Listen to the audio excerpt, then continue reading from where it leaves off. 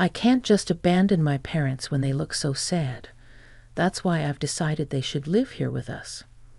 This is also a perfect opportunity for you to rebuild trust with them." I couldn't ignore what Brian had just said, even though I had been listening to him absent-mindedly. Did Brian really say he wants them to live here? I usually ignore his complaints, but the idea of his parents moving in with us was something I couldn't stand. "Wait a minute, did you say you're inviting them here?" I asked Brian, slightly frightened. Brian nodded firmly immediately. "Yes, that's right. They are almost broken-hearted because of you. What will you do if something happens?" Brian's thoughts were becoming increasingly incomprehensible, but it was clear he had no intention of listening to my opinion. "Do you understand how anxious elderly parents can feel? I'm leaving all the moving preparations to you." Ryan's decision to live together was repeated over and over in my head, weighing heavily on my heart. However, at that moment, something Brian said struck a chord with me. Maybe seeing me suddenly cheerful, Brian looked puzzled. I had been unable to deal with it before, but finally I felt relieved. This should not end this way.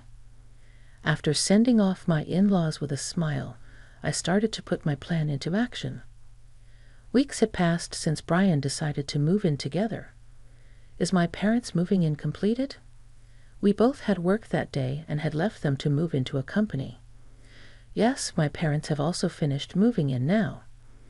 Brian seemed unable to grasp what I had just said despite my optimistic tone. After a moment of silence, Brian spoke again. "What? My name is Rachel Simpson, a 47-year-old city employee. After marrying Brian, whom I met through a part-time job during my student days, we are now living together. We had decided not to have children before marriage and do not have any. Instead, I pour my passion into my work, where I am now a manager. Although Brian is in sales, he seems dissatisfied that his income is lower than mine. The house we currently live in is actually my property. Brian did not seem very attached to having a home. I decided to buy a home about a year ago to fully enjoy my hobbies, gardening and cooking. Initially concerned about what people would think, Brian now has no complaints, perhaps because he accepted my suggestion to pretend it was him who bought it. Now he proudly talks about it, as if he built the house himself, and even invites colleagues and subordinates over on weekends to boast about his achievements. This boasting done without my permission is truly infuriating. If I try to say anything, he snaps back. "What do you know? You're just a woman." He also boasts to my in-laws that he built the house, hiding the fact that I did it. Despite being married for a long time, I feel Brian's recent behavior is particularly terrible. I can no longer feel his love. Moreover, the relationship with my in-laws is causing me further distress. My in-laws have always been known for being meddlesome, and our relationship was never good. Although I had given up on getting along with my mother-in-law, being interfered with from afar was troublesome. When deciding to marry Brian, we discussed not having children, and my in-laws agreed. However, they often bring this up and blame me. "When will you show us our grandchildren, Rachel? You're really no good," my mother-in-law approaches me. Despite knowing it's difficult to have children at my age, she continues to blame me. It's clear she brings this up just to criticize me, even though this was a decision we made together. Brian acts as if it has nothing to do with him, not reacting to my mother-in-law's words. Feeling constantly criticized, visiting my in-laws has become a source of distress. However, maybe because Brian is an only child and hasn't fully detached from his parents, they often visit our home on weekends. I have no time to rest due to the visits from my in-laws and guests invited by Brian. Sometimes I wonder if we had children, but regretting now doesn't change anything. Currently, Brian prioritizes himself and his parents over me. Though he used to be a wonderful boyfriend and husband, Brian, who was not fully detached from his parents, used to protect me from his mother's harsh words. Maybe he changed after starting to feel conscious of our income difference. I have no interest in such matters and don't remember ever complaining to Brian. Once married, I believe the one with the higher income should support the family, and one's value shouldn't be judged by their income. I thought Brian understood my perspective, but it seems that was not the case. Over time, our relationship gradually changed.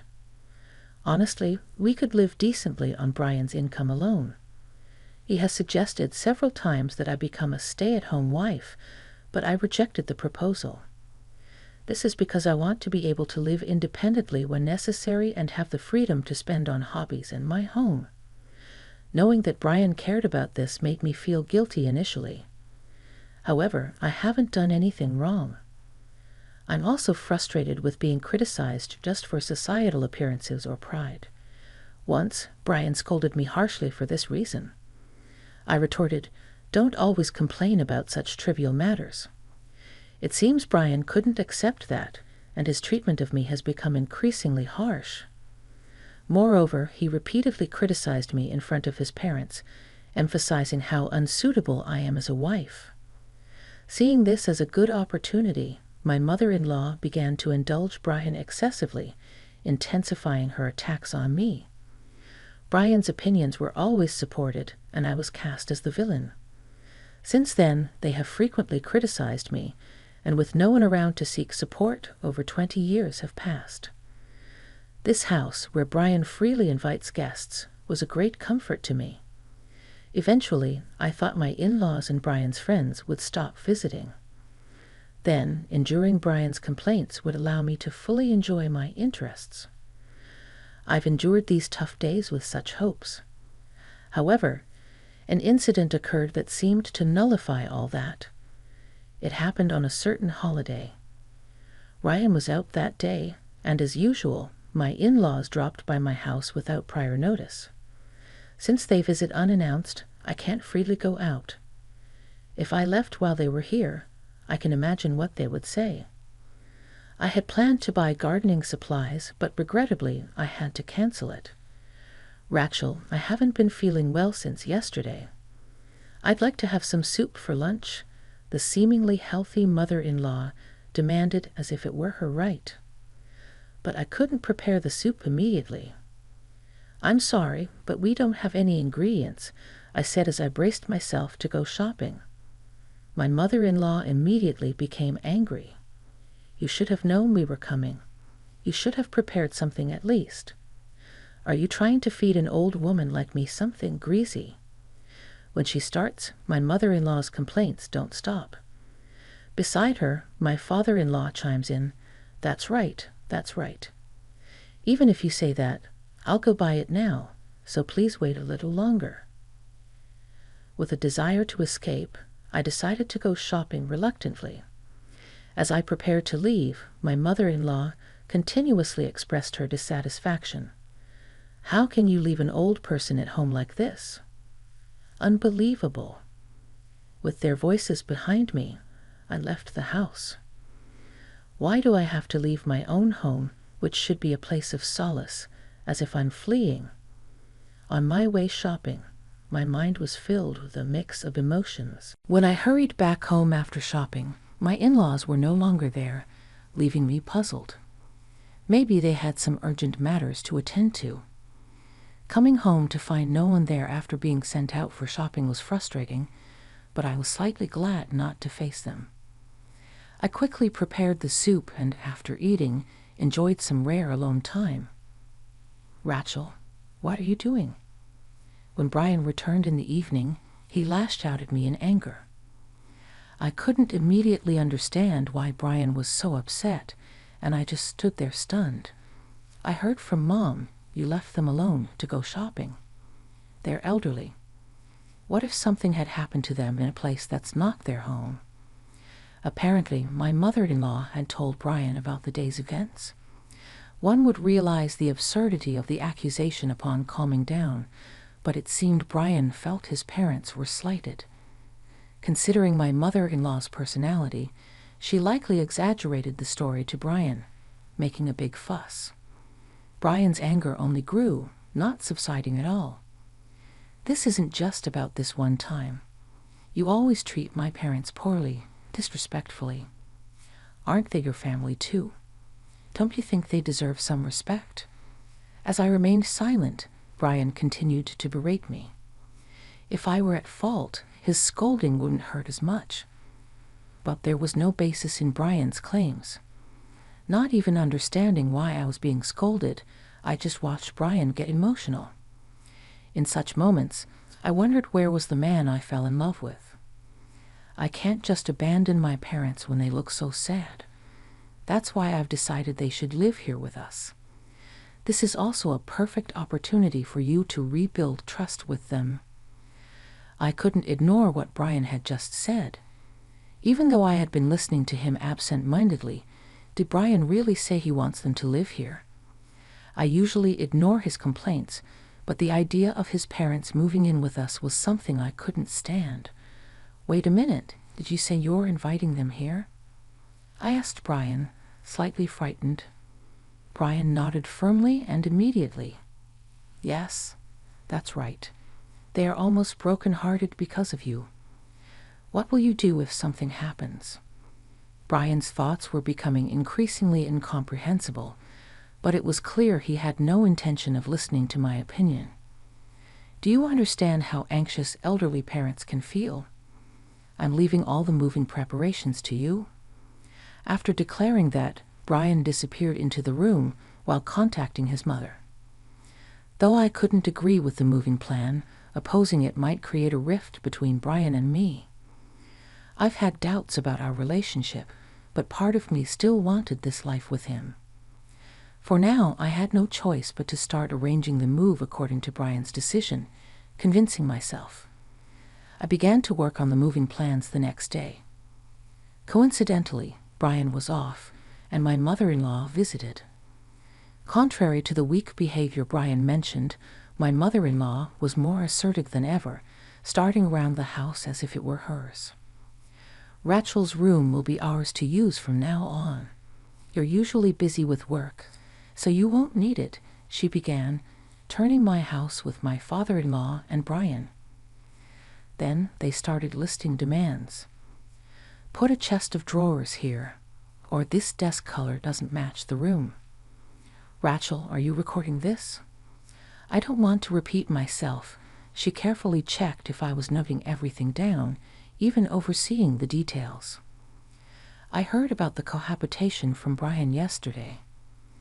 With no direct word from my in-laws yet, they were already making arrangements as if it were a given. Witnessing this scenario, I felt my heart sinking deeply. Will I really live with my in-laws from now on? Do I have to keep catering to their demands indefinitely? Just the thought enveloped my heart in darkness. When my in-laws' inspection finally subsided, the notepad in my hands was filled with their requests. As I blankly stared at the notepad, my mother-in-law, unconcerned, continued speaking. Rachel, let me know as soon as you've scheduled the moving day. You'll arrange the movers, won't you? I would ultimately be responsible for the moving expenses. The lack of hope for the future made me want to give up thinking altogether. Ryan's decision to live together was repeated over and over in my head, weighing heavily on my heart. However, at that moment, something Brian said struck a chord with me. Maybe seeing me? Suddenly cheerful, Brian looked puzzled. I had been unable to deal with it before, but finally I felt relieved. This should not end this way. After sending off my in-laws with a smile, I started to put my plan into action. Weeks had passed since Brian decided to move in together. Are my parents moving in? We both had work that day and had left them moving into the company. Yes, my parents have also finished moving in. Now Brian seemed unable to grasp what I had just said, despite my optimistic tone. After a moment of silence, Brian spoke again. What? Ignoring what Brian was about to say, I ended the call.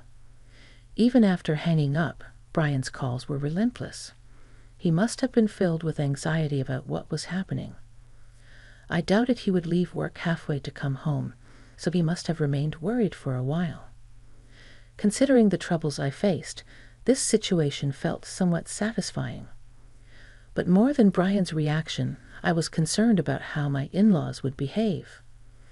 Unaware of what awaited, my in-laws must have been shocked by the scene at our house, since my parents were also there. Let's rewind a bit. On the day I was informed about the cohabitation with Brian's parents, I began to devise a plan for revenge. Both Brian and his mother had often said it's not right to leave elderly people alone at home. Originally, my in-laws were living together, making their claim nonsensical. But I decided to use their words to my advantage. That is, to ensure elderly people aren't left alone, I would move my parents into our house as well. This plan might seem absurd, but then what Brian and his mother were saying was already unreasonable. An eye for an eye, a tooth for a tooth, as they say. I intended to return exactly the treatment I had experienced to the three of them from the beginning. My family and Brian's didn't get along well. Unlike me, my parents are outspoken and assertive. There were a few meetings early in our marriage, but my family's strong opinions clearly overwhelmed Brian's parents. Why hadn't I discussed the problems with Brian and his family before? It was a simple wish to maintain my relationship with Brian. I'd wanted to avoid causing any trouble as much as possible. However, that wish faded when the three of them started to pressure me intensely. When I contacted my mother, she responded immediately. I told her everything about my experiences with Brian and his parents without holding back. The constant sarcasm from my mother-in-law about our child-free choice, Brian's reaction to my income exceeding his, and the cohabitation plan that was decided without my consent. Initially, my mother just listened silently, but gradually her anger became evident in her voice, and my father, listening beside her, also raised his voice. They were angrier on my behalf than I had anticipated. Finally, over the phone, my mother said, "You've been struggling on your own, haven't you?" and started crying. I immediately shared the plan I had just conceived, and my parents quickly agreed to help. My daughter has been wronged by these people, and they will pay for what they've done, my father said determinedly. Contemplating how to exact revenge on the three of them, I was overwhelmed by his fervor. But their support was comforting. Given that I had been dealing with these issues alone without confiding in anyone, they empathized with my feelings and shared my outrage. We calmed down and began to plan the move together. When I returned home in the evening on moving day, Brian was there, trembling as he greeted me. Behind him, my father appeared, beaming with pride. "Rachel, it's been a while." "You've built a splendid house," he said, pushing past Brian to stand at the entrance. Brian cowered in a corner of the entrance at the sight of my father. "It's truly a lovely home," my mother added shortly after. They had already taken action against the three, proudly reporting their maneuvers to me. The scene was so ludicrous that I couldn't help but laugh with strong allies by my side. I felt my anxieties and doubts gradually dissipating as we entered the living room. The four were seated around the table while my parents chatted cheerily. Brian and his parents were as silent as if at a funeral. It was unusual to see my usually outspoken mother-in-law so quiet, which seemed strange to me. At the same time, I was struck anew by my parents' presence and strength. I heard that this move was Brian's idea, my mother exaggeratedly commented to my father. Father nodded deeply in the conversation, making his stance clear. However, it seems Rachel's opinions and position haven't been considered in this family meeting, even though she is the one who built this house with her efforts. My father's calm yet pointed critique intensified the already tense atmosphere, turning it into an icy chill. Rian, receiving my father's stern gaze, was visibly shaken and desperately looked to his parents, my in-laws, for help. Nonetheless, there's the fact that Brian has supported and helped Rachel in many ways, hasn't he? My mother-in-law attempted to soften the mood with her words in this harsh environment. However, her words did not resonate with my mother, who did not miss the underlying intent and responded with deeper probing. Are you suggesting Rachel has been dishonest in some way? As far as I know, she has been shouldering the financial responsibilities of this house and even the moving expenses for you, she challenged, her provocative words directed at everyone in the room. At my mother's forceful statement, Brian and his parents could only remain silent, unable to rebut. Brian, stop spreading unnecessary falsehoods and causing your parents worry. I built this house. You should convey the truth, I firmly retorted, asserting my position. Usually quick to argue, Brian remained silent this time. He hung his head, muttering to himself. Even witnessing Brian's perplexed state, his parents offered no assistance, fearful of being reproached themselves. The trio, who usually united to criticize me, seemed to be seeking self-preservation this time. Well, we're tired from the move today, so let's discuss this in detail another time. We'll go rest now, my father said to my mother, and the three of them exchanged relieved glances. Their reaction was so issy that I would have burst into laughter if it were appropriate. The room my mother-in-law had designated for me was now firmly in my parents' hands. They moved to their room contentedly, giving me a smile before closing the door. The three left behind continued to sit in silence as before. I expected them to raise their voices in anger at me, but there was no sign of that. It seems my parents had effectively disarmed them. They likely had been treated haughtily even before I arrived, I thought to myself. The trio showed no intent to criticize me, merely observing me silently until I returned to my room. My in-laws, who had planned to live in this house permanently, had already started the process of relinquishing their own home. With no way to turn back and no place to retreat, they were stuck. Ryan, too, must have never anticipated living with my parents. Now overwhelmed with uncertainty about the future, just as I had been. Watching the three of them, I finally felt relieved and fell asleep with a deep sense of peace. From the next day, everything started to revolve around what my parents decided, just as it used to be under my mother-in-law's role. When we say we want hamburgers for lunch, my mother stated, and Brian hurried to prepare the car. If you're at home and not working, you should take care of the household chores for the two of us who are out working, my father declared, prompting my mother-in-law to quickly start cleaning and preparing the food. The once domineering in-laws seemed to lose their vigor gradually. They appeared to have run out of words of criticism against me. Rachel, I have something to discuss with you. Is that okay? In the situation where my parents were staying in our house, Brian started the conversation cautiously. Noticing that Brian wanted to talk, I decided to listen to what he had to say. We had interactions every day since our family started living together, but this was the first time we were having a serious conversation alone. In Brian's room, he started speaking with a serious look. Rachel, I'm sorry. My mother, father, and I, we all deeply regret our actions. Please, could you ask your parents to return to their original home? As expected, Brian was asking for my parents to leave this house. Even with Brian asking, I couldn't accept his request. Does that mean your parents will also leave this house? I asked. Brian frowned. My parents have already let go of their house, you know that, he responded. It seemed Brian's thought process hadn't changed at all. He was still only considering his and his parents' benefits. So, you're saying that only my parents should leave this house? Is that what you mean?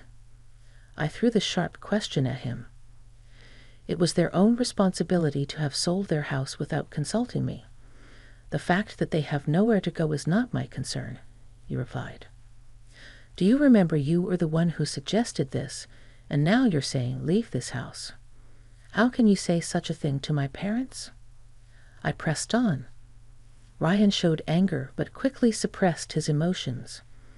It was clear that arguing here would only worsen their situation. This is my house. If you and your parents can't accept the decisions made by me and my parents, you are free to leave. I stated curtly and left his room. In the living room, his parents were anxiously waiting, but I ignored them and returned to my room. Soon after, I could hear my mother-in-law crying from the living room. She was disappointed that I did not accept Brian's request. However, I had never told my in-laws to leave this house in the first place. The situation with my parents in control must have been unbearable for them. If they opposed me, they would be pressured by my parents, making their stay here miserable. Eventually, my in-laws decided to leave the house on their own. Following that, I told Brian we were separating and demanded compensation for the emotional distress caused. Brian agreed, and our divorce was finalized. Without a home to return to, my in-laws and Brian found themselves in a similar predicament, starting a new life in a small apartment. The elderly in-laws, forced back into a cramped apartment, faced the reality of losing their former home. On the day they left, my father finally let his emotions erupt, admonishing them harshly. "You who tormented my precious daughter will face retribution. She is not a tool for you to use. Never show yourselves in front of us again," he declared. With my father's words behind them, the three left our home, freed from years of bondage. Tears streamed down my face, surrounded by my supportive parents. I felt warm. A few days after Brian and my in-laws departed, my parents suddenly announced they would be returning home next week. I was shaken by this unexpected news. I had been welcoming the idea of them staying on. However, when I proposed they continue living with me, both my parents kindly refused. We fear becoming like them if we stay, but remember, you can always come to us. Call us any time you're in trouble, they said. Having witnessed the actions of Brian's in-laws up close, they felt we might unintentionally invite similar misfortune upon ourselves. I came to terms with my in-laws' behavior, especially my mother-in-law, who became increasingly arrogant and ultimately brought about her own unhappy end. While Brian is partly to blame, it's undeniable that my in-laws were the ones who led him to his misfortune. Thinking about this made it difficult for me to stop my parents, so I decided to respect their decision. They were firm in their resolve and true to their word. They returned to their home a few days later. The parents were in and out so quickly, leaving me no time to express my gratitude for their help. I deeply appreciate that my parents came all the way to support me, even if there was a semblance of pretense in their actions. The moving effort was significant for my elderly parents, and I cannot fully express my deep gratitude for their support. I hope to invite them over to my home again in the future to show my heartfelt appreciation. When peaceful times return regarding Brian, his past actions have become the talk of his workplace, impacting his reputation. Additionally, it became known that the house he claimed to have built was actually mine, which has made him the subject of ridicule among his colleagues. The compensation he had to pay after our divorce was substantial, placing a significant financial burden on him. He is now living in a low-cost apartment, relying on his and his parents' savings.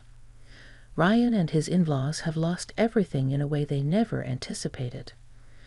This series of events has made me acutely aware of how unpredictable life can be and how minor incidents can lead to significant changes. Post-divorce, I've immersed myself in my hobbies, enriching my daily life and enjoying the freedom I've regained. I'm savoring this new chapter, cherishing the support of my parents more than ever. With Brian's constant nagging gone, I've reignited my passion for gardening, leading to an unexpected and delightful encounter. Despite my skepticism about forming deep connections, I've grown closer to someone through our shared interest. We both have experienced divorce and overcome life's challenges, which has cautiously but steadily deepened our bond. This gentle pace seems right for both of us.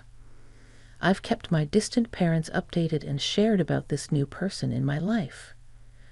While they wish me happiness, they also show their concern, which I can sense. Feeling guilty for causing them worry, I've chosen to be transparent with them this time. In this way, a fresh breeze has begun to blow through my life. I'm unleashing my suppressed self-expression, looking forward to living authentically, and I hope to continue cherishing the deep gratitude I feel for my parents, who have always supported me.